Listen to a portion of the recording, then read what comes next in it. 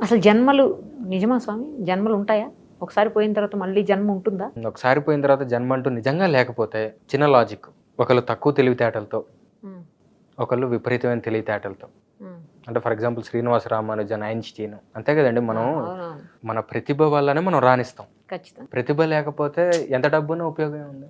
అట్లానే ఒకడికి ప్రతిభ ఎక్కువ ఉండటం సహజంగా, ఇంకోటికేమో తక్కువ ఉండటం హ్మ్. హెచ్చుతగ్గులు. దాని తర్వాత ఒకళ్ళకి పుట్టుకతోటే రిచ్ ఫ్యామిలీస్‌లో పుట్టడం, అవును. Golden spoon. Golden spoon. ఒకళ్ళేమో కటిక పేదరికంలో పుట్టడం. కరెక్ట్. సో నిజంగా ఒక్కటే జన్మ ఉంటే హెచ్చుతగ్గులే ఉన్నాయనుకోండి, హ్మ్. అసలు ఏమైనా మీనింగ్ ఉందా? అప్పుడు దేవుడు ఏమైతాడు? అందరికంటే పెద్ద క్రిమినల్ వాడే అవుతాడు. అంతే కదండీ. ఏ పాయింట్‌లో నువ్వు నాకిది ఇచ్చావు అని అడగాలంటే ఉండాలిగా ఏదో ఒకటి. ఇది చంద్రశేఖరేంద్ర సరస్వతి స్వామి వారిని ఒక లేడీ వచ్చి అడుగుతుంది. ఇదే ప్రశ్న. స్వామివారు అంటారు, కంచిపీఠాధిపతి ఓకే. పరమాచార్య అని వినే ఉంటారు మీరు.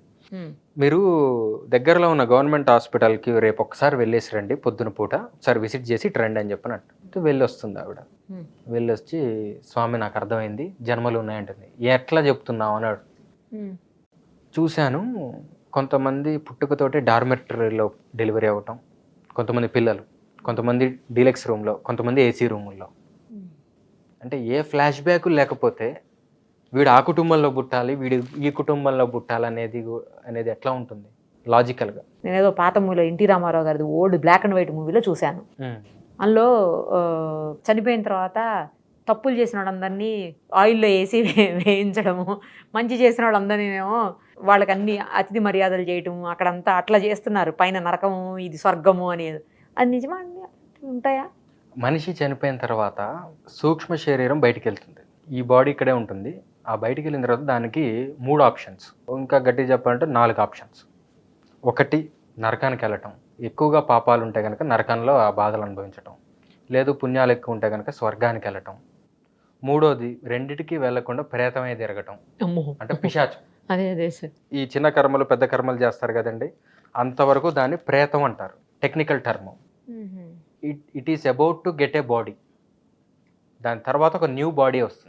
నరకానికి వెళ్ళాలంటే కూడా ఒక బాడీ కావాలి. దాని పేరు యాతనా శరీరం అంటారు. అంటే వాళ్ళు బాధలు పెడుతున్నారనుకోండి, ఆ యాతనా శరీరానికి మృత్యువు ఉండదు. బాధ మాత్రం ఉంటుంది. ఫ్రై చేశారు, ఫ్రై అవుతాడు, చచ్చిపోడు. యాతనా శరీరం యొక్క లక్షణం అది. పెయిన్ మాత్రమే ఉంటుంది. అది ఆ లోకానికి పనికొస్తుంది. ఆ నరకం అనేది గరుడ పురాణం చెప్పిన దాని ప్రకారం మనం ఉన్న ఏరియా నుంచి 110 యోజనాలు నైరుతి దిక్కులో ఉందని చెప్తారు. హుహు. అంటే 110 ఇంటూ 11 మైళ్ళు. ఒక యోజనం అంటే 11 మైళ్ళు. అది నరకం యొక్క పరిస్థితి. ఇంకొకటేమో స్వర్గము. అక్కడ దాన్ని భోగ శరీరం అంటారు. హ్మ్. వీడికి మంచి పుణ్యాలు వచ్చినాయి. లేదు ఆ 10 రోజులు వీడి పేరు మీద దానాలు చేశారు. తల్లిదండ్రుల రుణం తీర్చుకోవడానికి. పుత్రులు మంచి వాళ్ళు అయితే గనక చేశారు. అప్పుడు వీడికి పుణ్యం లేకపోయినా పుణ్యం పెరిగి స్వర్గానికి వెళ్తాడు. లేదు వీడి జీవితంలో వీడు చేసిన మంచి పనుల వల్ల స్వర్గానికి వెళ్ళే ఆప్షన్ ఉంటుంది. దేవతా ఉపాసనల వల్ల వెళ్తారు. ఆ స్వర్గంలో కూడాను సుఖం అనుభవించడానికి కూడా ఈ శరీరం సరిపోదు. ఉదాహరణకి మనకి ఇష్టమైన పదార్థం, ఫర్ ఎగ్జాంపుల్ ఏదైనా స్వీటో, బిర్యానీయో ఏదైనా అనుకుందాం. ఎంత తినగలం మనం? కొంతవరకు. కొంతవరకు. తర్వాత తినబుద్ది కాదు. వెగటొచ్చేస్తది, వికెట్ పొట్ట వస్తుంది. నిండిపోతది. తర్వాత తినలేం. వామిటింగ్ వచ్చేలాగా అయిపోతది. కాబట్టి శరీరానికి లిమిట్ ఉంది. సుఖానికి కూడా ఈ శరీరం పనికిరాదు. సో అక్కడ ఏంటంటే భోగ శరీరము సుఖానికి తప్ప దేనికి పనికిరాదు. హ్మ్. ఎంత తిన్నా ఓకే. ఆ టేస్ట్‌ని ఇక ఇంకా లిమిట్ ఉండదు. అందుకని ఆ ప్రత్యేకత ఉంది అక్కడ. ఇది నిజమా? అబద్ధమా? అనే డౌట్ ఉంటే ముక్తానంద మహర్షి అని చెప్పిన ఒక ఆయన ఉన్నాడు. ఇప్పుడున్నారా? ఇప్పుడు లేరు. ఆ ముక్తానంద మహర్షి ఎవరంటే గణేష్‌పురి నిత్యానంద. ఈ నిత్యానంద కాదు. ఆ! స్వామి అవును. ఈ కైలాసగిరి ఆయన కాదు. గణేష్‌పురి నిత్యానంద అని ఆయన అవధూత. వాళ్ళ శిష్యుడు ఒక ఆయన ఉన్నాడు, ముక్తానంద మహర్షి అని. ద ప్లే ఆఫ్ కాన్షియస్నెస్ ఇంగ్లీష్‌లో. తెలుగులో చిత్శక్తి విలాసం, హిందీలో చిత్శక్తి విలాస్. ఆ బుక్‌లో ఆయన యాస్ట్రల్ ట్రావెల్ చేస్తాడు బతికున్నప్పుడే. సూక్ష్మ శరీరంతోటి ఈ లోకాలన్నీ ఉన్నాయా లేవా అనేది ఒక రౌండ్ వేసి వస్తాడనమాట. ఇవన్నీ ఉన్నారని ఆయన, మీరు అమావాస్యలకి అప్పుడు నువ్వుల నీళ్ళు వదులుతారు కదా అందరూ, అవన్నీ నిజమే, వదలండి, వాళ్ళు పుచ్చుకునే వాళ్ళు ఉన్నారు అక్కడ మీ వాళ్ళందరూ అని చెప్పినట్టు. సో, అయితే మనం చేసిన పనులను బట్టే స్వర్గానికి పోతామా? నరకానికి పోతామా? లేకపోతే మధ్యలో తిరుగుతామా? అవును. ఒకవేళ వీడికి కర్మలు చేయకపోతే మధ్యలో తిరుగుతాడు, వాడు పిశాచం అవుతాడు. లేదు కొంతమంది ఈ కర్ణ పిశాచి విద్యలు చేసేవాళ్ళు కొంతమంది ఉంటారు. జ్యోతిష్కుల్లో కొంతమందిని చూసే ఉంటారు చాలామంది. వాడు ముఖం చూసి చెప్తూ ఉంటాడు. అవును. కొంతమంది చెప్తారు సార్. కరెక్టే. వెంటనే నీకు చెప్తూ ఇది ఉంటారు. రాబోతుంది, అది రాబోతుంది, నువ్వు ఆ. ఇది గతంలో అది అసలు ఆ. వాళ్ళకి తెలియకపోయినా చెప్తారు. గతాన్ని గురించి ఎక్కువగా మ్యాచ్ అవుతుంది, అవును, భవిష్యత్తు గురించి కొంచెం తక్కువగా మ్యాచ్ అవుతుంది. తెలియదు కదా మనకు భవిష్యత్తు. అదేమిటంటే కర్ణ పిశాచి అని ఒకటి ఉంది, ఒక పిశాచ విద్య. అది సాధన చేస్తారు వాళ్ళు. ఓహో. వాటికి కొన్ని బలులు ఉంటాయి, ఏదో చేస్తారు. సిద్ధి పొందితే ఏంటంటే చెవులో చెప్తూ ఉంటుంది అది. అయితే ఓహో. దాని రూల్ ఏంటంటే ఆ. పిశాచ విద్యలు ఎవడు సాధన చేసినా, దేవతా విద్యలు సాధన చేశారనుకోండి, వినాయకుడో ఇటువంటి ఏవి చేసినా కూడా సేఫ్, వాడికి ఏమి కాదు, మంచి రక్షణ అన్నీ లభిస్తాయి.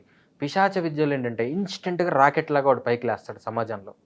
కానీ చనిపోయిన తర్వాత చివరి చావు భయంకరంగానే ఉంటుంది. నాకు తెలిసిన ఒక పంతులు ఉండేవాడు, ఆయన కర్ణపిశాచ్ చేసిన వాడే. ఇంట్లో చాలా ఇబ్బందులు వచ్చినాయి, అతనికి లాస్ట్లో మంచాన పడి చాలా వికృతమైన చావు చనిపోయాడు. చనిపోయిన తర్వాత ఏంటంటే దాని రూల్ ఏంటంటే వాడు కూడా ఖచ్చితంగా పిశాచాల్లోనే కలవాలి. బో. ఈ పిశాచం వీడికి ఎన్నాళ్ళు అయితే సేవ చేసిందో, ఎన్ని సంవత్సరాలు సేవ చేసిందో, అన్ని వందల సంవత్సరాలు వీడు ఆ పిశాచానికి సేవ చేయాలి. ఇది రూల్ పిశాచ విద్యకి. యాక్చువల్లీ మన దగ్గర తిరుగుతూ ఉంటారు, మన చుట్టూరు అంటారు, నిజమా సార్ అది? మొత్తం 36 అంటే మనకంటే కొంచెం పై లెవెల్ బీయింగ్స్ అనమాట అవి. పిశాచాలేమో మనకంటే కింది స్థాయి బీయింగ్స్, అవును, అవును. మనకంటే కొంచెం పై స్థాయి జాతులు యక్షులు. ఎవరికి హార్మ్ చేయరంట కదా? ఎందుకు చేయరు? చేస్తారా? ఈ అతి మార్గికులని, కాపాలికులు, కాలముకులు, అఘోర పంతులని 3 రకాలు ఉన్నారు. ఓకే. ఇదివరకు కర్ణాటకలో ఉండేవారు. శంకరాచార్యులు లేకపోతే ఇప్పుడు మొత్తం కాపాలికులే మన అందరినీ చంపేవాళ్ళు. అసలు వాళ్ళు చేతిలో పుర్రె, అదే కపాలము, బొక్కల మాలలు వేసుకొని భైరవ ఉపాసకులు వాళ్ళంతా. అఘోరాలు కూడా ఆ మార్గంలో చెందిన వాళ్ళే. ఏది అతి మార్గికులు అంటారు వాళ్ళని. వాళ్ళకి కంప్లీట్ వామాచారం అనటానికి లేదు, వామాచారం వేరు, ఇట్ ఈస్ కంప్లీట్లీ అండర్ తంత్ర. 36 యక్షిణీ విద్యలు ఉన్నాయి మొత్తం. ఈ 36 యక్షిణీ విద్యల్లో ఇందాక మనం చెప్పుకున్నాం, ఒకటి హంసిని, ఒకటి ప్రమోది అని చెప్పని. ఆ 36 యక్షిణీ విద్యలు ఒక్కొక్క యక్షిణీ విద్య ఒక్కొక్క రకంగా సాధన చేయాలి. కొన్నేమో చెరువు పక్కన చేసే ఉంటాయి, కొన్నేమో నదీ తీరంలో చేసే ఉంటాయి, కొన్ని శ్మశానంలో చేసే ఉంటాయి, కొన్ని 4 రహదారుల మధ్యలో చేసే ఉంటాయి. ఇన్ని లక్షలు జపం చేయాలని ఉంటుంది.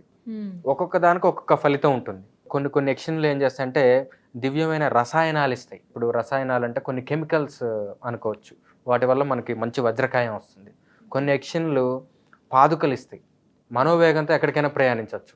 బహుశా కొంతమంది హిమాలయ యోగులు క్షణంలో ఇక్కడి నుంచి అక్కడికి వెళ్ళటం అనేది ఈ యక్షిణీ విద్య వల్ల అయి ఉండొచ్చు. వీటిని సాధన చేసే వాళ్ళు ఉంటారు, నిజంగా అమాయకత్వంగా 100% దాని మీద కాన్సన్ట్రేషన్తో చేస్తే అవి ఫలిస్తాయి. నాకు ఎవరో చెప్పారు పెద్ద ఆయన, యక్షులు మన ఇంట్లో మన చుట్టూరు కూడా ఉంటారు, మనకు సంబంధించిన పెద్దవాళ్ళలో నుంచే వాళ్ళు ఉంటారు. ఇప్పుడు సపోజ్ చిన్న చిన్న వస్తువులు అంటే కీస్ కావచ్చు, లేకపోతే ఏదన్నా ఒక పెన్ కావచ్చు, లేదంటే ఏదన్నా చిన్న వస్తువు ఏదైనా క్లిప్స్ అలాంటివి ఒక ప్లేస్లో పెడతాము. పెట్టిన తర్వాత మళ్ళీ మనకే కనిపించవు అవి. మనం పెట్టిన ప్లేస్ మనకు గుర్తున్నా కూడా ఎంతసేపు వెతికినా కనిపించవు. ఒక 5 నిమిషాల తర్వాత వెళ్ళండి మళ్ళీ అక్కడనే కనిపిస్తాయి. ఈ యక్షులు అనేవాళ్ళు కాసేపు అటు మీద చేయి పెట్టి అని నవ్వుకుంటూ ఉంటాయి మన చుట్టూరు తిరుగుతూ. మనం వచ్చి వెతుకుతాం కదా, అప్పుడు చెయ్యి అడ్డు పెడతారు కదా, అక్కడ ఏం కనిపించదు, నవ్వేసుకుని మళ్ళీ అవతలకు వెళ్ళిపోయిన తర్వాత మళ్ళీ వస్తే అక్కడే ఉంటుంది. లేదా నాకు కనిపించకపోవచ్చు, మీకు కనిపించవచ్చు. ఇంట్లో ఉన్న ఒక వ్యక్తికి కనపడదు, రెండో వ్యక్తికి కనపడిపోతాయి. అట్లా చేస్తారు కానీ ఎవరికి హామ్ చేయరు అని చెప్పారు ఆ పెద్ద ఆయన నాకు. ఇది అబద్ధం. యక్షుల వల్ల అయితే ఏమీ ప్రయోజనం లేదు మనకి. ప్రయోజనం ఉంటుంది ఖచ్చితంగా. దృష్టిలో ప్రతి జాతి నుంచి ఏదో ఒక ప్రయోజనం ఉంటుంది. అది దాన్ని ఉపాసన చేసి దాన్ని సాధించుకునే ఒక శాస్త్రం ఉండాలి, వాటిని ఉపయోగించుకునే అంత సత్తా ఉండాలి. కానీ యక్షిణీ విద్యలు కూడా అంత డేంజర్ విద్యలు, అవి మంచివి కాదు. ఎందుకంటే వాటి నుంచి ఏదన్నా మనం ఫలితం ఆశించినప్పుడు మన నుంచి కూడా ఎంతో కొంత వేరే ఒకటి ఆశిస్తాయి అవి. అందుకనే పెద్దవాళ్ళు, గురువులు, మంచి గురువులు ఎవరైతే ఉంటారో వాళ్ళందరూ చెప్పేది ఏంటంటే వేటి జోలికి వెళ్ళకండి, మంచిగా దైవాన్నే నమ్ముకోండి అని చెప్పేది ఇందుకే.